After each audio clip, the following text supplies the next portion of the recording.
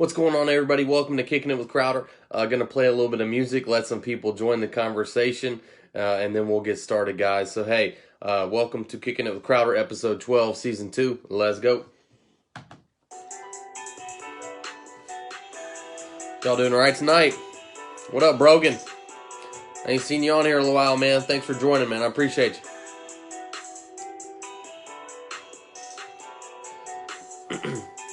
Going to talk a little NBA tonight. Anthony Davis, LeBron James. Anthony Davis re-signs with the Lakers. LeBron James gets an extension. We'll talk about those moves. Houston Rockets trade Russell Westbrook to the Washington Wizards for John Wall and a first-round pick. BYU or Coastal. Parker, you're right on cue, man. I'm going to talk a lot about that tonight. Break that game down. I will also pick that game later on with my picks. Right now, BYU is a 10 to 11 point favorite, depending on where you get it at. Not so fast, my friend. I do not think that. I think this Coastal Carolina team is a very, very good football team, and I don't think BYU is going to be winning this one 45 to 14 like they do most of their games. I know that's their average. So, well, UF covered 5 against BC basketball. You talking basketball? No. I saw Boston College play earlier in the year. I like Boston College. Get them as many points as you can. Maybe if you can buy a point or two, maybe get Boston College at 6. So, yeah, no. I like Boston College over Florida. I'll never pick Florida at anything. Fuck their colors. Cal Trask is good. That's about it. So, hey, we'll also talk Heisman Trophy stuff tonight. Who's your favorite right now? Mac Jones, Cal Trask, coming out of the SEC. I think it all comes down to that SEC championship game. What happens, and if their voters kind of waited to vote. Similar to the election, if they wait to vote, I think that Mac Jones is going to come out on top. I really do. I think he's got the better football team around him. Zach Wilson is a hell of a story, Wes. I love what he can do. I think he's going to be a top 15 pick in the NFL draft. I'm actually doing a video breakdown on him this weekend. So I really am a Zach Wilson fan. I just don't think that he's going to... I just don't think he's on the right team to win the Heisman, per se. So we're going to talk all that tonight, guys. It's going to be a great episode. I'll also give you my locks. 4-3 last week, 30-28 against the spread. So I still have a winning record so far. And, guys, going to be a great show. So we got 5 people in the live right now. Thank y'all for joining in. We'll let this run out for about 20, 30 more seconds, and we'll get going. Let's go.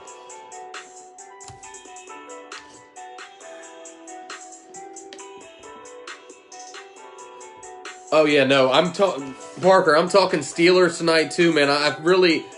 Julian, man, you too early on the state, not Southern, man. Come on, man. No, man, that was a good game. Georgia Southern kind of choked at the end. Got to give all the credit to Georgia State. They'll have the bragging rights for 365 days. So I think they now take the lead in the overall series as well. That was tough, but hey, you win some, you lose some. I will never say State over Southern, though. It's Southern, never State. You know what I mean? So, guys, welcome to Kicking It with Crowder, episode 12. We'll get started here in 3, 2, 1. And welcome, everybody, to Kicking It with Crowder, episode 12, season 2, guys. Thank y'all so much for joining tonight. We got a lot of people on the live. Thank y'all so much for joining. We have some huge news out of the NBA yesterday as LeBron James, he re-signs his little 2-year extension with the Lakers. Now he's guaranteed to play for the Lakers for at least the next 3 years. 2 years, $85 million deal. I mean, insane money these guys are getting paid. But if there's somebody who deserves it, it's LeBron James. The guy is a heck of a basketball player. 4 titles now. Trying to get to 6 to tie it up with MJ. So as soon as the LeBron James news happened, I knew that I had an inkling that Anthony Davis was going to sign his deal. So I really feel like LeBron James, Anthony Davis, as soon as LeBron re-signed his little extension for 2 years, I knew AD was coming up. Next thing you know, 5 years, $190 million deal for Anthony Davis to stay with the Los Angeles Lakers. and he has he's going to be with them for at least the next 4 years. Has a player opt out after year 4, so he could only play 4 years. But guys, you're going to see Anthony Davis, LeBron James for at least the next 3 years. And that's scary right now because going into last year, the Clippers and the Lakers were the two favorites. Now the Lakers are cream of the crop. Clippers down here with the Nuggets and some other teams. You got the Bucks, the Heat.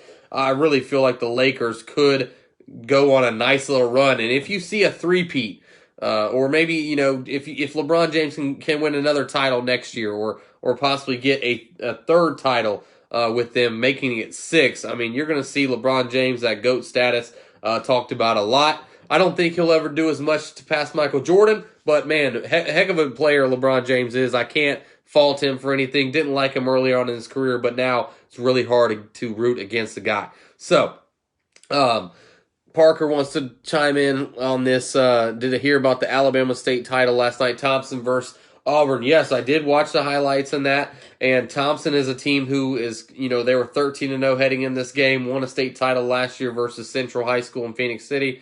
Then they are down 28 to 19 with 30 seconds left. They end up blocking a punt, which I don't know what the Auburn kicker was doing, taking his sweet old time to get that punt off.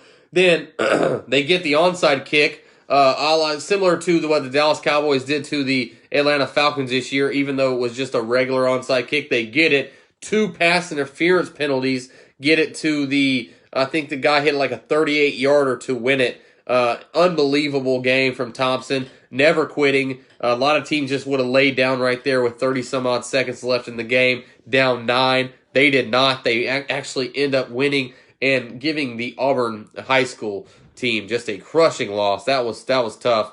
They pulled the Atlanta Falcons last night in high school football. But hey, shout out to Thompson. They got it done. So also, guys, NBA, the Houston Rockets trade Russell Westbrook to the Wizards for John Wall and a 2023 first-round pick. I feel like, that was the best deal for the Houston Rockets just because the salaries matched up, actually basically penny for penny. Russell Westbrook, John Wall, now they're both signed for like 3 years, $140 million or something crazy like that.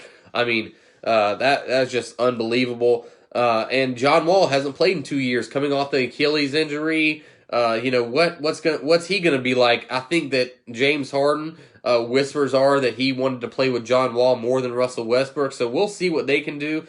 Houston also has signed Boogie Cousins in the offseason. So you got that John Wall, DeMarcus Cousins, their college teammates. Then you add in some players, Christian Wood in a free agency, and maybe what can this Houston team do? Can they finish in the top 4 or 5 in the Western Conference? And then what does it do to the Washington Wizards? No, Parker. John Wall was traded for Russell Westbrook, so John Wall is going to be playing with James Harden now, and Russell Westbrook will be playing with Bradley Beal. So I think that the Bradley Beal and Russell Westbrook, I think that could be a nice little combination. Maybe if they can add in a third, maybe all-star type player to that roster, maybe you could see the Washington Wizards contend for a title. Contend for a playoff spot. I don't think they're going to win any titles, but I think they could contend for a playoff spot, as well as, a team like the Atlanta Hawks who have made a lot of offseason moves. So NBA, a lot of stuff happening yesterday. We'll talk about that here in just a little bit. BYU and Coastal Carolina, I think that's the biggest news of the week so far. 2 9-0 teams outside the Power 5. First time in the history of teams outside the Power 5 who are 9-0 who will play each other.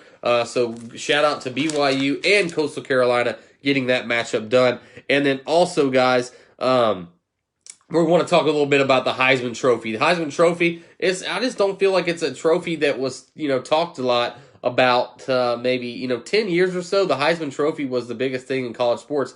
Now it's just, I just don't know. They just don't talk about the Heisman enough to me. It doesn't have that feel like it used to me. But I feel like the 2 front runners right now are Florida quarterback Kyle Trask and Alabama's quarterback Mac Jones, both putting up huge numbers so far. Kyle Trask actually putting up numbers very similar to what Joe Burrow did last year. Mac Jones, they've been blowing people out in the fourth quarter. He hasn't been playing much. Let Bryce Young, the number 1 quarterback last year, come in and play a little bit. So Mac Jones, he's got Devontae Smith. Kyle Trask has Kyle Pitts. So those two guys, I'm not sure who you'd like more. You like Smith and Mac Jones, or Kyle Pitts and Kyle Trask? It's hard to pick on those two combos, man, because they are hell of a players. We'll talk about those two here in just a little bit. And then in the NFL, guys, the Steelers were able to survive last night against Baltimore in a regular AFC North battle. And I came away from that game just not being very impressed with the Steelers. This is the second time this year they've been in a really ugly game that they should have been winning by a lot more, and they let the other team kind of come in and stay in the game. The Cowboys earlier a few weeks ago. Now the Baltimore Ravens with their second and third string quarterback, 16 players out for the coronavirus. I mean, a lot of people thought that the Steelers would blow them out. That was not the case, and I really want to talk about that here in a little bit. But I think the Steelers are pretenders, and especially losing Bud Dupree.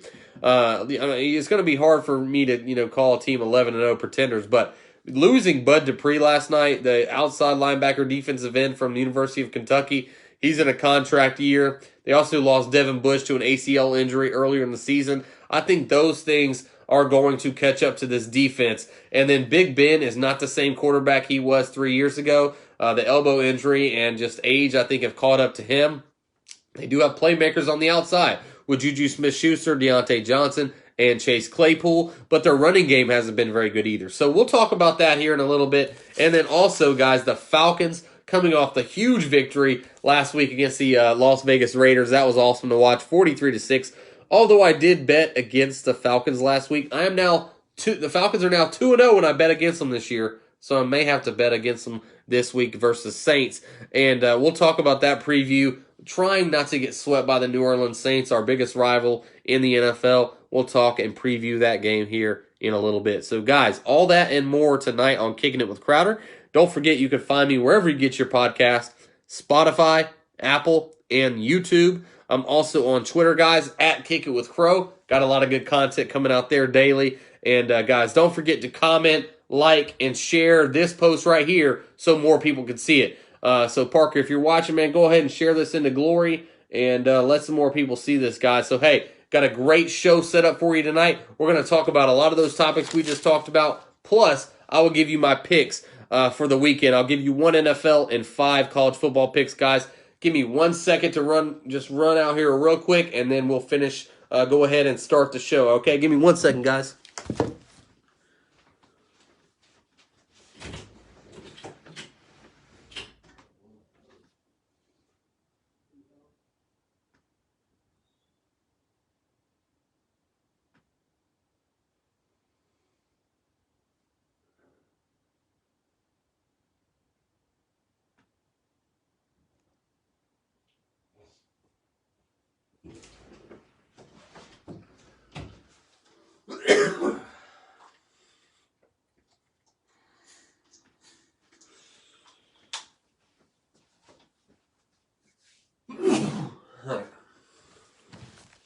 Sorry about that, guys.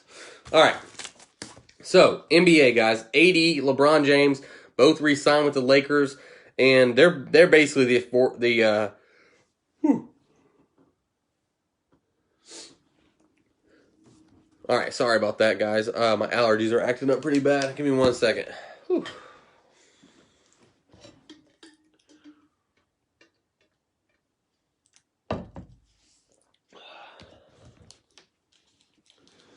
All right, yeah. So the Los Angeles Lakers, guys. This seems to me like the Heat in the early 2010s. You know, when they lost to the Mavericks and they signed Ray Allen and they had Dwayne Wade and Chris Bosh. I mean, it seemed like they were just the perennial favorites, and they did win 2 titles in 2012, 2013. Of course, lost to the Spurs in 2014 before they broke it up, and that's just what this team feels like to me. The Los Angeles Lakers.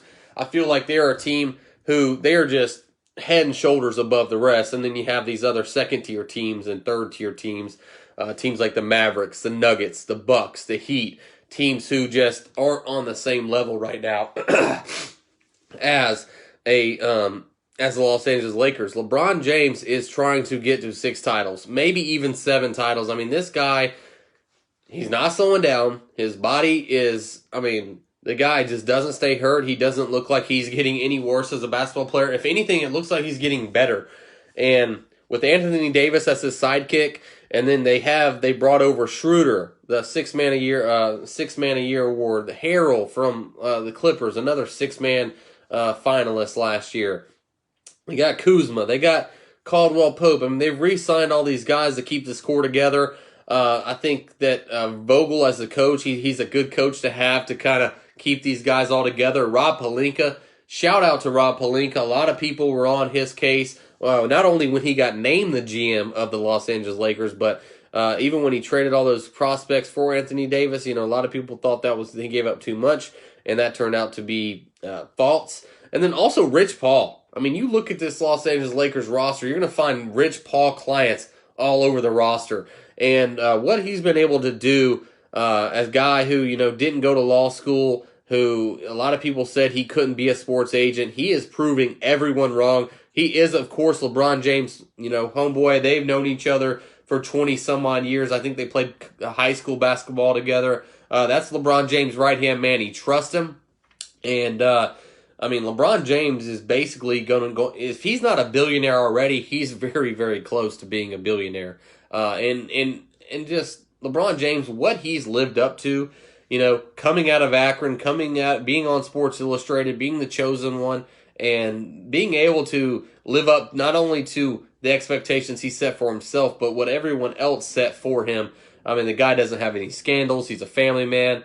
You just never hear anything bad about LeBron James. So I used to not like LeBron James and Zach Taylor. I know you can vouch for me on this one, but man, it is hard to hate against LeBron James nowadays. The guy is just the best basketball player on the planet. It's not even close. And I just love what he brings to that. I love what he brings to that Los Angeles Lakers team, not only with his leadership, but also his tenacity on the court. And I really like the Lakers going forward, not only this year, but for the foreseeable future. For the next 2 to 3 years, this could be a team that wins multiple championships. So shout out to Rob Pelinka. Shout out to Rich Paul getting these deals done for the Los Angeles Lakers. AD's not going anywhere. He re-signed with them yesterday. And then the big trade we talked about earlier in the show, Russell Westbrook, John Wall being traded for each other. Just two huge contracts where, you know, you looked at Russell Westbrook, where he may be able to go, and that was rumored early on. Houston just wants to get rid of Russell Westbrook. Maybe John Wall and James Harden can complement each other well. If John Wall is healthy, he's a top 10 point guard in this league, no question. And then Russell Westbrook and Bradley Beal, how's that going? How are they going to coincide together in Washington? And will Russell Westbrook even want to play in Washington? That'll be interesting to see. Basketball season, guys, is right around the corner. Of course, college basketball has started up, and I think the NBA is set for Christmas Day or December 22nd, something like that. So NBA, guys, right around the corner. Of course, the NBA draft was a few weeks ago, so now we're about to get ramped up again for this 2021 season. And the bubble, I'm just hoping that, you know, maybe fans can be in the stands this year because it just wasn't the same in the bubble. So NBA, guys, it's always good to talk a little bit of NBA. We always talk about NFL, college football, but we just talked a little bit about the NBA today, guys. So I want to talk a little bit about college football real quick. And right now I want to talk about the college football playoff rankings. So not much change from last week. Actually, the first time when they released the first college football rankings, and the second week that the top 7 all stayed the same. And the top 7, of course, guys, are Alabama at number 1, Notre Dame at number 2, Clemson at number 3, Ohio State at number 4, Texas A&M and Jimbo Fisher at number 5, Florida sits here at number 6, Cincinnati at number 7, UGA, although they've lost the 2 biggest games they've had this year, they somehow sit at number 8. Iowa State makes a big jump after defeating Texas last week. This is a good Iowa State Cyclones team led by quarterback Brock Purdy and, of course, their head coach Matt Campbell, who should be, if Iowa State's not trying to re-sign him to a 10-year deal or something like that, he's going to get poached away from one of these big big programs. And then you got Miami, Florida sitting there at number 10. Then you got some teams outside of the top 10 like BYU sitting at 13, Coastal Carolina sitting at 18. So you got all these teams kind of jumbled up right now, and what it seems like to me is that Bama and Notre Dame, Clemson, Ohio State, those are the front runners to get in the playoffs. Of course, if Clemson loses Notre Dame in the matchup, they will not get in. Ohio State, it just depends on how many games they play together. This season, they're scheduled for 6 right now. Not sure if a team wins 7 games, you could put them in the college football playoff. I'm just not sure of that. Florida controls their own destiny. A&M and Cincinnati are the 2 teams to watch for me. And yeah, Julian, shout out to Coastal Carolina. This is a team, Julian, who was picked dead last this year in the Sun Belt, but now they're somehow now the highest ranked Sun Belt team of all time. So I really like this Coastal Carolina team. They play defense, and that's what you don't see that very much in college football. Offense has kind of taken over in the last few years, but I'm telling you, this Coastal Carolina defense is legit, and Zach Wilson and BYU will find out this weekend. So I think A&M and Cincinnati are the 2 biggest wild cards for the playoff. I think Cincinnati. Oh, all right, my dog's barking. Let me go put my dog out. Goodness gracious. Hey, come on. Come on.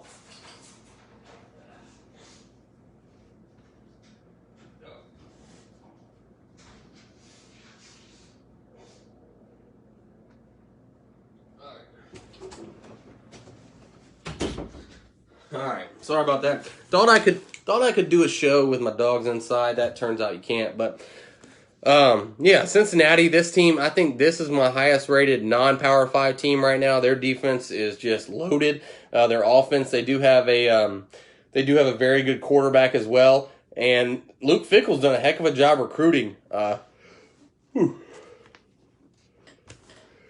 sneeze. Excuse me. Luke Fickell's done a heck of a job recruiting for this Cincinnati team. This is 4th year. Each year they've gotten better. They had a losing record the first year, won 10 games the second, 11 last year, and then this year, of course, they're undefeated right now. So, I really wish that the college football playoff did have more teams in it. I think 8 is the way to go. So maybe you can get some of these teams who are having magical seasons this year. Thank you, Zach. Thank you, man. My allergies are acting bad right now, but sometimes, man, you just got to power through. So I'm trying to power through right now. But man, my allergies are something else right now. But I am good. I am healthy. It's just I have asthma, and my allergies have. If you've known me, Zach, like you have, the last 20 years, I sneeze a lot. Okay, I got asthma. I got some allergies I need to get taken care of. But right now, the show must go on, and I'm ready to go. So let's roll. So I really feel like, they need more teams in the college football playoff. I think 4 is not the right number. I think the right number is at 8. I think 8. No more than 8 teams should get in. And teams like BYU, a Cincinnati, a Coastal Carolina, it gives those teams actually a chance to get into the playoff. And then anything can happen. Jordan, bless you, man. Bless you. And thank you for blessing me. I'm sorry. I keep sneezing. The allergies are acting up, but I'm feeling good. So I'm going to continue with the show. But, man, I feel like these teams, they could sneak in with 8 teams. It's just going to be really hard to sneak in the playoffs with 4 teams when you have so many good teams this year. I mean, right now, Bama, Notre Dame, Clemson, Ohio State, A&M, Florida, Cincinnati, I could see any of those teams getting hot and possibly winning the national championship. You have a team like UGA that sits at number 8 who's lost 2 games against Bama and Florida. But, if there were an 8-team playoff, they may have a chance to get in there as well. So, college football, it really is the best sport to watch. I really enjoy college football and what it brings and all the parity around the league. But BYU, Coastal Carolina this weekend, that's what everyone seems to want to talk about after that matchup was announced today. And for people who do not know about Coastal Carolina, okay, first off, Coastal Carolina is in Myrtle Beach, South Carolina. And They are called the Chanticleers. They have a green football field, so it's like a green like teal field, and they just made the move to to the Sun Belt 3 years ago. So this is only like their third or fourth year in being an FBS bowl team. So they used to compete in the D1 AA with like Georgia Southern and teams like that who you have to have a playoff to win the national championship, like a true playoff. But now they've moved up to the Sun Belt and and uh, and they've done a hell of a job. Their coach should be on every coach's radar right now. Their coach should be on every coach's radar if you're looking to bring in a coach outside of the Power Five to your program. He's done a nice job recruiting. He's really built this defense. I really like watching this team play defense. I've watched the App State game they had this year. They shut them down. I watched the Louisiana game when they shut them down. And I think Coastal Carolina can upset BYU. That's without a doubt. They went from 11-point favorites to 11-point underdogs because of the matchup change. So Coastal Carolina, I really love the points in this one with Coastal Carolina. I think that BYU is a heck of a team. They're very explosive on offense. They have 2 or 3 big wide receivers on the outside. Also, they do have 2 running backs. I know one running back did get dinged up a couple weeks ago. I'm not sure if he's healthy yet, but they got a 2-headed monster in the backfield, then led by Zach Wilson, a guy who is very accurate down the field, 69% completion percentage down past 35 yards, which is just phenomenal numbers right there. Zach Wilson also is a guy who can create outside of the pocket. A lot of people call him like the Mormon Johnny Manziel. This guy's better than Johnny Manziel. Johnny Manziel was a great story in college, but I'm telling you, Zach Wilson is a guy who I feel like if he goes to the right team in the NFL, he could really set the NFL ablaze, kind of similar to what Patrick Mahomes did when he went to the Kansas City Chiefs. He sat for that 1 year, and that's what he may do. He may sit behind a guy for a year or two. I think the San Francisco 49ers make a lot of sense for Zach Wilson. I think the Carolina Panthers make a lot of sense for Zach Wilson. I also think a team like possibly the Pittsburgh Steelers, they're going to be picking late, but if they wanted to move up in the draft, and Zach Wilson is very, very good, man. I really like him. And I think, a team like the Minnesota Vikings, the Carolina Panthers, the San Francisco 49ers, a team who maybe already has a quarterback in play, but, you could sit and watch for a year, really get your feet wet in the NFL. I feel like Zach Wilson's a top, 12 to 18 pick come NFL draft in 2021, and I'll actually be making my video on Zach Wilson this weekend. So I'm really high on Zach Wilson. I'm just really high on this Coastal Carolina defense. So that's the matchup to me. BYU offense versus this Coastal Carolina defense. And I'll give you that pick, guys, later on in the show. So Heisman comes down to Florida. The Heisman guys comes down to basically Florida quarterback Kyle Trask versus Alabama's quarterback Mac Jones. Who will win? Who do you guys like right now? If the season ended today, who would you give the trophy to? I think Kyle Trask, if the season ended today, would win the Heisman Trophy in 2020. And this is just a great story. Guy who I think he started like 1 game in high school. He was behind De'Aaron King for a couple years in high school. Went to a camp. Florida's old offensive coordinator saw him. They thought he was good enough to compete in the SEC. Gave him a scholarship. He redshirted his first year, kind of sat behind Felipe Franks for a few years, finally gets his chance last year, puts a lot of good stuff out there on tape, and then this year, man, is just having a storybook-type season with the Florida Gators. And then you have Mac Jones, a guy who sat behind Tua and Jalen Hurts for all those years, and Mac Jones, a guy from Jacksonville, I think he went to the bowl school down there. He is a guy who is shooting up draft boards right now. I think he's more of a mid to late first-round draft pick right now. Kyle Trask probably the same way, mid to late first-round draft pick. There's going to be a lot of quarterbacks to watch out for in this 2021 draft. I cannot wait to evaluate some of these guys. You're seeing lists. You got Trevor Lawrence, Justin Fields, Trey Lance, Mac Jones, Kyle Trask, Zach Wilson. Those 6 guys right there are good quarterback prospects for the NFL. So I'm excited to see some of those guys and what they do in the future. So right now, I think Kyle Trask would have to be my favorite to win it. But I think that with Mac Jones and Kyle Trask being able to have that matchup later on in the SEC championship, I think the winner of that game, especially if Mac Jones throws for 400 yards and 4 or 5 touchdowns and they beat Florida pretty handily, I think Mac Jones takes home the Heisman Trophy. So it's going to be one of those two. You're going to have another SEC quarterback that's going to be in that Heisman Trophy lore, and I feel like Mac Jones can win it. Kyle Trask can win it, and may the best man win. So LSU Bama guys plays this weekend, and man, this is not very talked about right now just because LSU is so down this year. But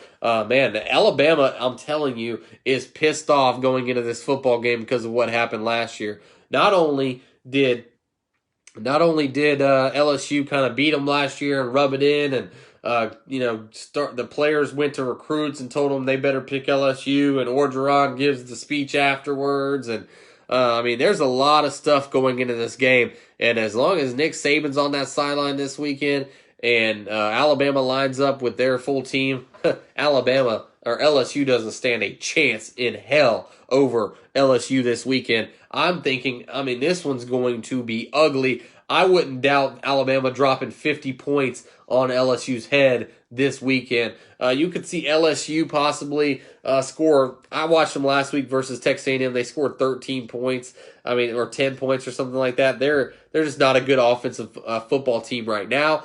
They have gotten a little bit better on defense, especially number 24, Derek Stingley. He's the best corner in the country, right there with Patrick Surtain Jr. So, I feel like Bama. The game opened up at 25 points. It's gone up. It's ballooned up to now 29, 30 points. You could see it going up to about 33 points before the game. So I'm probably going to stay away from those just 30 points, but I really feel like Alabama is going to drop 50 on LSU's head, and it's going to be easy money for Alabama right now. They are just on a roll, and defensively, that's where they've really made the change. They're so much better defensively than they were earlier in the season.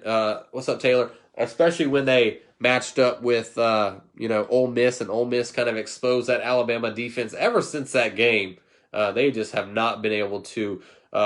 They've been able to really get everything sound on defense and control the clock, and then their offense is just very good. Steve Sarkisian, a guy who you're going to start seeing, as a possible head coach replacement for some of these programs. He's done a hell of a job with the offense, and I wasn't crazy about him when he was with the Atlanta Falcons, but I would love to have Steve Sarkisian as the offensive coordinator over a guy like Dirk Cutter, who we have now, I just hate his simplistic offense. He runs up the middle. I mean, he does the same thing every play. It's just not a lot of pre-snap motion, not a lot. He's very cookie cutter. I just don't like Dirk Cutter very much. He wasn't a very good head coach. He hasn't been a great offensive coordinator. And if Raheem Morris does keep the job, and that's what we'll kind of move on to now, guys, the NFL. If Raheem Morris does keep his job with the Atlanta Falcons, I think his first move should be to fire Dirk Cutter. I think that, going outside of what we have right now, I feel like that would be good. If we can get Eric Bieniemy from the Kansas City Chiefs, the offensive coordinator, who's been in the same room for 10 years with Andy Reid and calls the plays with this prolific offense, I feel like if you can get him, he's your guy, you get him. But if you can't, he goes to the Houston Texans or the Jets or one of these other teams. Maybe you do stay with Raheem Morris, because Raheem Morris does seem like a leader of men to me.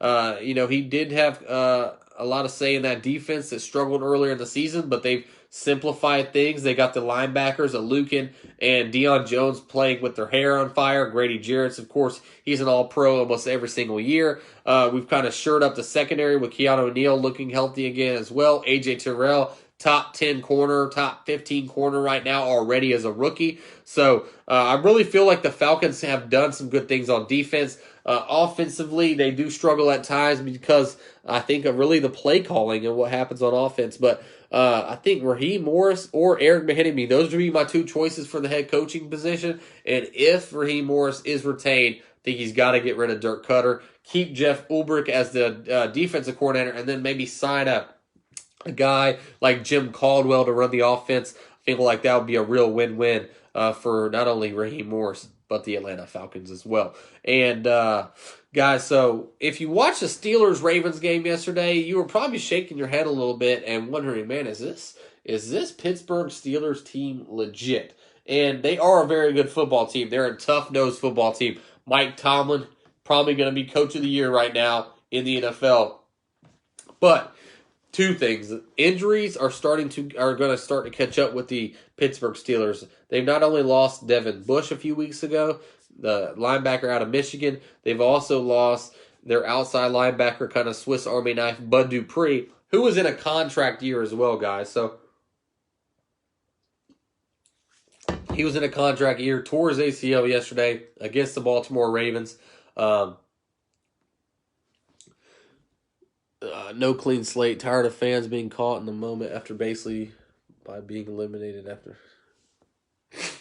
Yeah, and I agree. I don't like Raheem Morris. I don't think Raheem Morris should be retained, but if he did get retained, Julian, I kind of understand it because the guy just seems more like he's maybe a better head coach, maybe a better leader of men than someone like Dan Quinn was. But maybe he's not, the best coordinator out there, and that's why maybe the defense struggled. I think the team kind of bought into what he's doing. It's all about who the GM bring in, what GM they bring in. I've heard Rick Smith's name. I've heard Reggie McKenzie's name. The name that I really like for the Atlanta Falcons, Julian, is Louis Riddick, man, a guy who was in the Washington football team scouting department for all those years. He's with the Philadelphia Eagles, and with a lot of those players who won a Super Bowl, he helped draft those players as well. I watch him and I listen to him on Monday Night Football, and the guy just knows football inside and out. I feel like I want a football lifer, possibly like a John Lynch type player. No one thought John Lynch was going to be a good GM, but just guys who have been around the game, who have been in locker rooms, who know how to build a defense. That I feel like that is what the Falcons need. They need a guy who can come in there and build that defense up, similar to how some of these teams like the Pittsburgh Steelers, what's up, Maddox? Similar to how the Pittsburgh Steelers has built their defense, similar to how the Tampa Bay Buccaneers, although they've struggled the last few weeks, how they've built that defense from the inside out, okay? They got the big defensive tackles. They got the edge rushers. They got the two linebackers who can cover anybody. Then they got two corners who, rank in the top 10, 15 PFF score grade. So, it all starts up front. It all starts in the trenches. If you can get after the quarterback and you can protect your quarterback, you're going to be pretty good come playoff time. I've always felt like that. Matt Ryan's never really had that top 10 defense, that nasty defense who could get you, an interception, a fumble recovery, take it back to the house. Matt Ryan's just never really had that. And this defense now is starting to play a little bit better. 5 turnovers last week against the Raiders. And, yeah, man. So we'll see. I like Eric Bieniemy. He's my choice. He would be my choice if I was Arthur Blank. I probably would have already tried to hire the guy away from Kansas City, or maybe hire him and let him finish off in Kansas City this year. He's been in the room with Andy Reid. Andy Reid's coaching tree, it goes on forever. And yeah, and I agree, man. I like Riddick. We'll see what happens, man. Rick Smith, Houston's old GM, he's an interesting candidate as well. But head coaching wise, Eric Bieniemy, Jim Caldwell. There's a couple guys that I wouldn't mind. Arthur Smith, offensive coordinator, Tennessee. Brian Duvall, the Bills offensive coordinator. There's a bunch of names out there, so we'll see what happens, Julian. But the Falcons are playing well. Can they run the table and go 5-0? I'm not sure, but it is frustrating as a Falcons fan sitting there at 4-7 when we should be 7-4, and right there in the playoff hunt. So back to the Steelers though. The Steelers guys, I really feel like they're just a pretender right now in the AFC. It's hard for me to call an 11-0 team right now a pretender, but with what's going on in the AFC, it's basically, can your team beat the Kansas City Chiefs? And that's what it boils down to me. And after watching the Steelers last week, after watching the Steelers a couple weeks ago against the Cowboys, just think about what Patrick Mahomes and that offense will do and how they'll break down that Pittsburgh defense. And then not only that, But the Kansas City defense is much improved than they were earlier in the season. They're going to match up pretty well with the Pittsburgh Steelers, who have a hard time running the football. They're great; they can throw the ball. Ben Roethlisberger's not throwing it down the field like he once was, but he can still get the ball out there to his playmakers. But I just feel like the Pittsburgh Steelers just don't match up very well with the Kansas City Chiefs right now. And to me, by far, the Kansas City Chiefs are still the favorites to me to come out of the AFC. And then out of the NFC right now, you got the Saints, you got the Packers, you got the Bucks. I mean, you got some good teams. I think the New Orleans Saints right now would be probably my favorite to come out of there, just by the way their defense is playing right now. Also, the Green Bay Packers, Aaron Rodgers, if they somehow get home field advantage the whole way and teams have to go to Lambeau Field, I feel like that's not going to be a very easy job. Then you have teams like the LA Rams and Seattle Seahawks. So there's the NFC's loaded way deeper than the AFC is this year. But I just think the whole thing has to run through Kansas City and the Chiefs this year. That's my team. That's who I picked to win the Super Bowl this year. And I'm definitely going to stay with that pick. I really like that matchup, Kansas City versus everybody. Tyreek Hill, Travis Kelce, Edwards-Helaire, Le'Veon Bell. I mean, that team is just something serious. So, guys, got one more thing before we go ahead and make my NFL picks this weekend, my NFL pick and my college football lock. Guys, thank y'all so much for joining the show. Some people have been on most of the time, guys, so hey, I really appreciate y'all's support. Don't forget to hit that like button down below. Don't forget to subscribe, and then also, guys, don't forget to share this so more people can see it. So NFL, guys, week 13, hopefully no cancellations this week. 2 teams off this week with the Buccaneers and I think the Carolina Panthers are the 2 teams that are off this week. But we'll start in the NFL with the New Orleans Saints at the Atlanta Falcons. The Atlanta Falcons come in as +3 underdogs in this game. I think this game is going to be a very close game. I think Taysom Hill, they've already got that one game on Taysom Hill to watch the tape. If they can kind of keep him under control, and then the Atlanta Falcons offense has to do more than what they did the first time these 2 teams matched up. I like the Atlanta Falcons with the points this week, +3, but I may have to bet the -3 on the Saints just so the Falcons can win. So far, 2-0 this year when I do that. So, this is going to be a tough matchup, but if the Atlanta Falcons can win this game, and they play Tampa Bay twice, and the Los Angeles Chargers, and then Kansas City Chiefs, the Atlanta Falcons are a team, I feel like, who can compete with any team in the NFL. We may not can beat every team in the NFL, but we can keep it close and compete with any team in the NFL. Anything can happen. So if we can win out somehow and go 9-7, I think we're in the playoffs.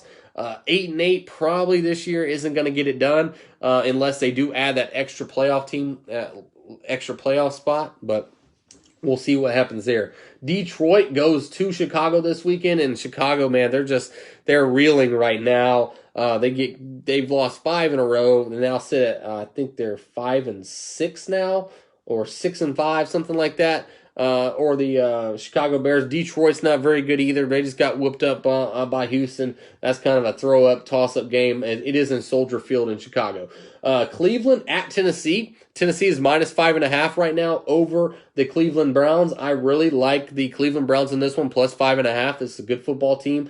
Tennessee is a team where you see those -5.5 points and you want to roll with them, and you roll with them, and they don't cover. They don't cover these games they're supposed to. They always cover when they're not supposed to. So that's a weird game. Cleveland at Tennessee, that could go either way. That's a toss-up game. Cincinnati travels to Miami. I think Miami gets it done versus the Bengals this weekend. Jacksonville at Minnesota. Jacksonville, of course, has lost every game except for their home opener where they beat the Indianapolis Colts. I like Minnesota in this one. Justin Jefferson, what a story he is, a wide receiver trying to break the all-time receiving record right now that is held by Anquan Bolden. He's on pace right now to be right under it, so we'll see what happens there. Las Vegas Raiders trying to get back on track versus New York Jets. I'll make that pick against the spread later on. Indianapolis Colts at Houston. This is an interesting game to me. I think if Will Fuller would have been not suspended for this game, I really probably would have liked Houston in this game, but I'll probably take Indianapolis now that Will Fuller is out. LA Rams. What's up, Josh? LA Rams versus the Arizona Cardinals. LA sitting at 7-4, Arizona at 6-5. This is a big matchup for the NFC West. We'll see what happens there. Jared Goff did not play very well last week. Can he get it back together with Sean McVay and that talented Rams defense? New York Giants versus Seattle. Not so fast, guys. A lot of people think that Seattle's just going to blow out the Giants, but the Giants have been playing much better. They sit at first place in the NFC East right now at 4-7, but they're sitting at first right now. I feel like the Giants have a good chance of covering the spread. I wouldn't pick them to win the game, but I think -10, +10, I think the Giants could cover easily. Then, guys, we have Philadelphia. Philadelphia at Green Bay. Green Bay, look for them to whoop up on the Eagles this weekend. And Carson Wentz, maybe Jalen Hurts sighting this weekend, possibly, if Philadelphia cannot get it back on track. New England at Los Angeles Chargers. I like New England in this game. Chargers have been playing better, but they find ways to lose games, and New England's been finding ways to win.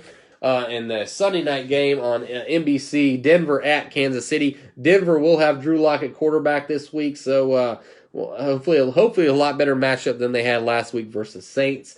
And then on Monday night, they've had to move the Pittsburgh game to Monday night. Washington at Pittsburgh at 5 o'clock, and then you'll have the Buffalo at San Francisco. That's a very big game for the 49ers. Can they upset the Buffalo Bills and Josh Allen? And then, guys, on Tuesday night, you'll have the Dallas Cowboys at Baltimore Ravens. Lamar Jackson should be back and ready to roll. So, guys, you get used to, a lot more used to these Tuesday, Wednesday night NFL games this season with the coronavirus. So, this is a stretch run for most of these NFL teams, especially your fantasy football teams, guys.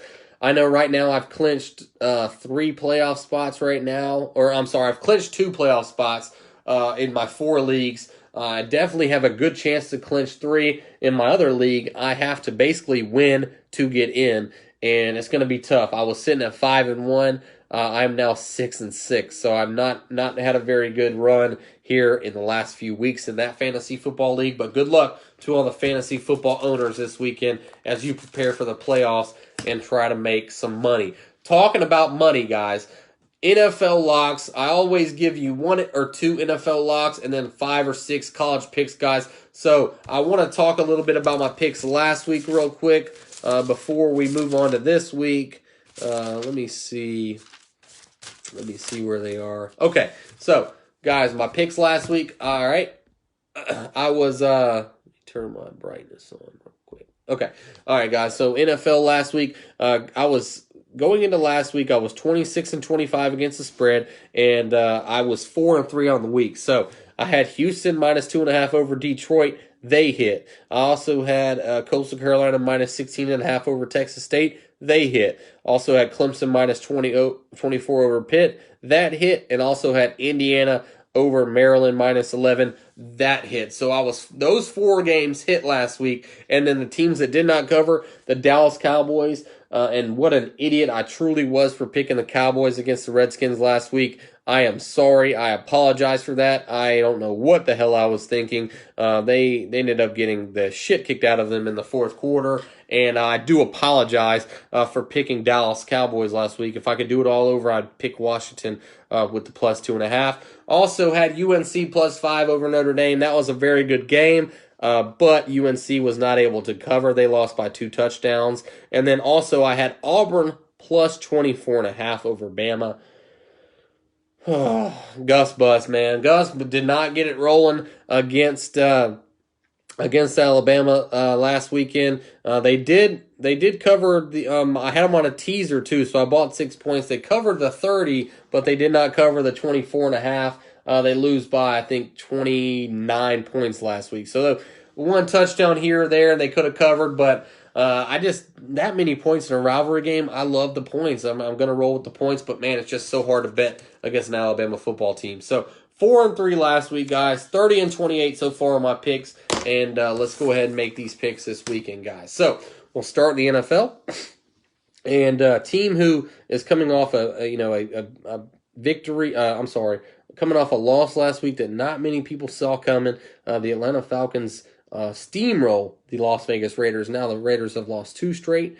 They sit at 6-5 in the AFC, and they're looking to get back on track this week, guys. -8.5 over the Jets. I feel like this is a good pick, basically because the Jets are terrible. Jets, the gangrene team up there in New York, they're trying not to join the 0-16 Cleveland Browns and the 0-16 Detroit Lions, but I think that they're going to get there. They're just that bad. Adam Gase is a joke of a head coach. The guy just doesn't even know what the hell he's doing. He gives the worst press conferences I've ever seen. He's supposed to be giving up the play calling duties, but he's still on the sideline calling plays. Sometimes I don't even know where the hell I don't even know if Adam Gase knows where the hell he is. That guy is terrible. He should be coaching college. He should be like a college coordinator or something. I mean, he's not an NFL head coach.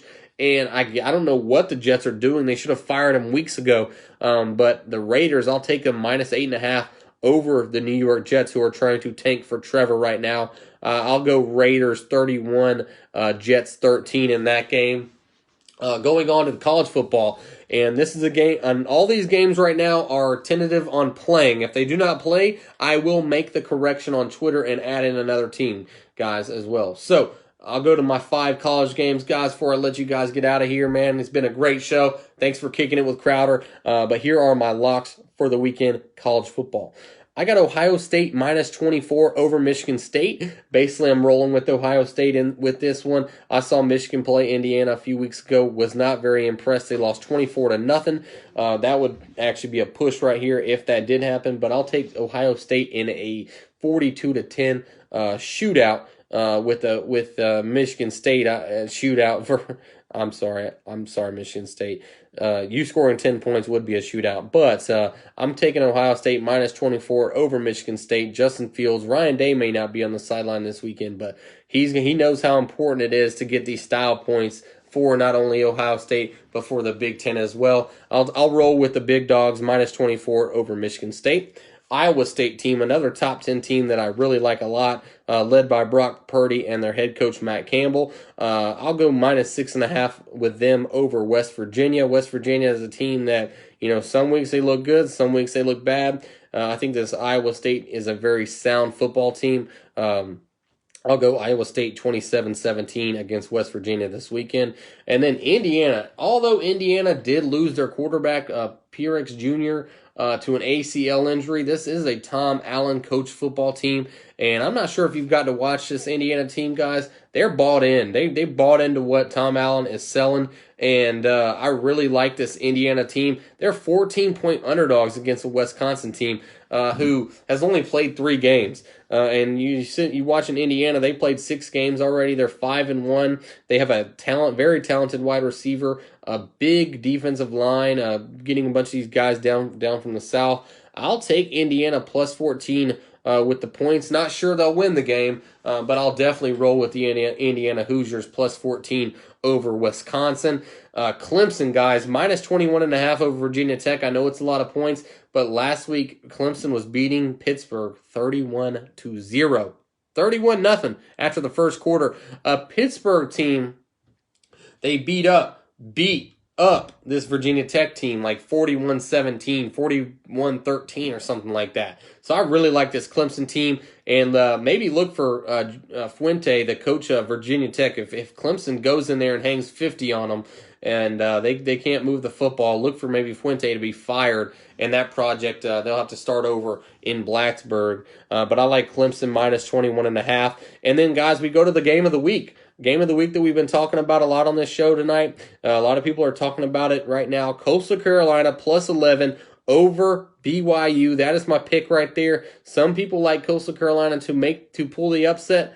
I'm still going to take this BYU football team just because of Zach Wilson. But I think it's going to be a lot closer than people think. I'm going 31-27 BYU over Coastal Carolina. And if you look at Coastal Carolina's schedule, they've had a much tougher schedule than BYU has had this year. That's why BYU has been blowing out some of these teams so bad, because they're just playing not very good football teams. So With that being said, guys, those are my Crowder's locks for the weekend. Sitting at 30 and 28. I need me a 6-0 week, guys. So let's talk it into existence right now. Raiders -8.5 over the Jets. Ohio State -24 over Michigan State. Iowa State -6.5 over West Virginia. Indiana +14 over Wisconsin. Clemson -21.5 over VT. And I'm rolling with the Chanticleers. Coastal Carolina, guys, +11 over BYU. Those are my picks this weekend. We talked a lot tonight in the NBA, the Russell Westbrook and John Wall trade, LeBron and AD re-signing with the Lakers, Heisman Trophy contenders Mac Jones and Kyle Trask. Who do y'all like? We also talked power rankings and the Steelers being pretenders and the Falcons possibly being able to get hot at the end, guys. So, hey, thank y'all so much for joining my show tonight. I really appreciate it. We go live every Wednesday or Thursday around 9 o'clock. We'll also edit this content and put this out there, guys. But, hey, if you listen tonight and you want to see more of my show, guys, download me today on Apple, Spotify, the iHeartRadio app, YouTube, Twitter, basically anywhere you get podcast shows, anything like that, guys, you can find me. I'm also putting out good content on Twitter daily, putting out pics and things like that. So, guys, thank y'all so much for joining me tonight. I really appreciate all the support. Don't forget to like, comment, and share down below. But until next week, guys, I am out. Let's go.